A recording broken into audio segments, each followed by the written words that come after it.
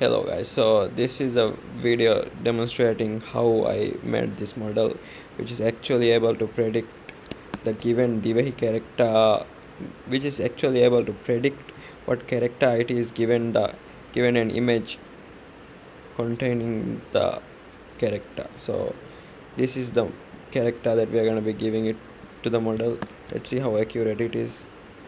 You see, it predicted a Yaviani and the truth is a Taviani. It's kinda okay. Let's try again. Taviani here, and the output is also a Taviani. So in this video I'll be showing you how I actually trained the model and how I can actually improve this. So this is all possible because this guy called DashADX decided to make this dataset of the of Thaana characters. It contains about 225,000 samples which I'm using right now, and the format is actually pretty simple. He gives CSV files which are 40 by 40 pixels wide and also a square, and the CSV format is pretty simple. So which is like this. You see, if I go here and open it to the side, this is a CSV from he gave. It's pretty simple. It's just CSV and it contains about 1603 data points. Let's see. So in order to be able to use this data set, I must first import this into Python, which is pretty simple. Then to processing the CSV is also pretty simple. All you gotta do is just, you see, and if you look at what our data actually looks like, it's just per line given, it's just this is just CSV data. So you could just simply just split like given with split by commas, and you will get it like this. And then you can just splice the array into different ways to get as you can see, column 1 to 1600 is the pixel value and the other one is actually what character it is. So it's pretty simple. You just simply splice it like this. For example, this is the image data, so I processed this into a simple Python list, and the list is actually of 25,133 samples, which pretty much aligns with what's given here. So yeah, in order to be able to use this for training with PyTorch, you actually have to create a custom dataset class that PyTorch will be able to use, which is also very simple. You could pretty much go here into the default library and just they mention how to do this, how to create a custom image. They say, which is pretty simple. This is this the example they give is if you have the image stored in the file system, but in this case it's just simply stored in a Python list. So you gotta remove most of the code and you just do a bit of array indexing and you get it. It's done. Then apparently there needs some transforms need to be done here. For example, in this, you see, if you look at it from here, the image actually is of you see 0 0, which I assume will be correct. You see, uh, these actually is in the range of 0 to 255, right? So you got to normalize that to, you see, the maximum values for around 255, which kind of means like the pixel is white. So you got to change this into, normalize this into a tensor, which is in the range 0 to 1, which is pretty simple in this case, and you don't need to use to tensor or anything fancy like this, because you are pretty sure that everything, the maximum value that it can have is 2255. So you just convert it into a tensor and divide it by 255, and what you get is normalized and ready. So it's pretty much done here. You can even run this here, and instead of using any type of For the test data set, I'm just simply splicing the P data set into a bit like first training data is around 0 to 22,000, and then test data is from 22,000 to the end of it, and then you create it. And then if you look at a simple example from it, you'll see that this is how a single example from the training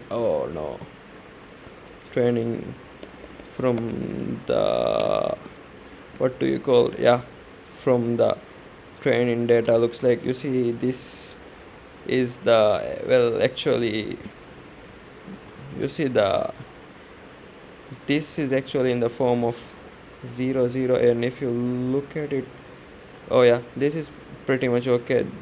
This is the image data. You can see that it's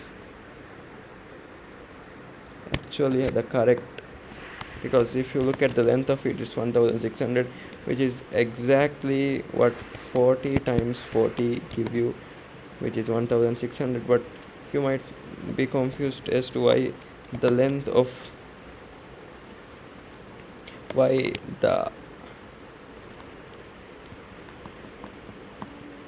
output class, or like the label is actually an array of length 38. Well, this is because it's actually converted into a one hot vector, I think.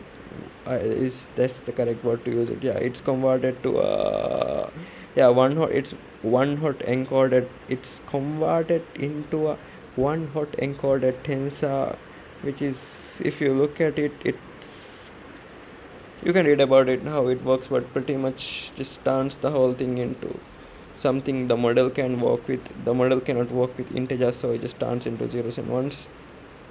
It kind of like tokenized the outputs, so each index in this array responds to an actual character. So you can see what the dataset looks like using this. This is basically iterating through the trained data loader. This is not technically random, but it's kind of random. So you can see that we have a pretty large variety of characters. You can even, this is the mapping which I'm using here, which is also from this, pretty simple. Instead of using the characters, he decided to go with numbers, so it's a bit consistent and everything. You can see from here that the data set actually has some variety, and like the only issues are with the one fonts which are from actual fonts. Other than that, the handwriting is pretty consistent, everything. This is just to see what device we should be on. Actually, I should be able to run this on the GPU, but right now I'm not able to. So this is the actual model, which is pretty simple. It's there's a flatten in this layer, that flat, this is actually just from PyTorch quick start, which is actually a very simple model you can write. Instead of, I just modified this to into, actually, since the images that I am using are 40 by 40, so I just modified this into 40 by 40. Other than that, it's pretty much the same. And then I modified the output vectors into, because I have 38 output classes, I just changed that into 38, which is actually 38 output classes are from this. Each number corresponds to a consonant, and I simply just let go of the vowels, because that's a task for another day. So if you look at the training data, you will see that training data is like this, same as the one I showed you before. And you can actually run random data through the model and make it output random data. So I just reset the model and everything, and this is the training loop, which is also pretty simple. What you're doing here is force the model to do a prediction and then calculate the loss, and then you are using backpropagation to reduce the loss. You can read more about how the optimizer works, but here we are using SGD as an optimizer, and then cross entropy loss as the loss function. And this simply just is for training the model. And here you can train the model. Yes, we are going for 8 epochs right now. It's taking pretty long because we are recording and this laptop is kind of heated up right now. But other than that, this will work and this does work. So this is taking a bit more time. Let's interrupt this. I wonder how this will work. Yeah, it just interrupted and it just worked. So yeah, other than that, this is the model as of right now. Here this is even I don't know what character this is. The let's see how well this model predicts. Oh no, it's a pavian. This is a tha. This looks kind of difficult for the model. Oh no, it's wrong again. Let's try again. It's correct. This is again a very difficult case. It's wrong. This is a ha and this is a shavian. Kinda makes sense for the model to be wrong, but I guess I need to train it a bit more for it to be able to be correct. These are difficult for even a human. That's it. This is a correct. This is a ta. This must be, and it's wrong again. I think it's being that wrong. No, I think there's no reason for it to be this wrong, but I'm assuming that it happened because I just initialized the model again here and then I did not train it for long. So I think that's the issue we are having here. Why it's so inaccurate right now. But other than that, this should be pretty easy task, you see. Correct. I'll see you in the next video.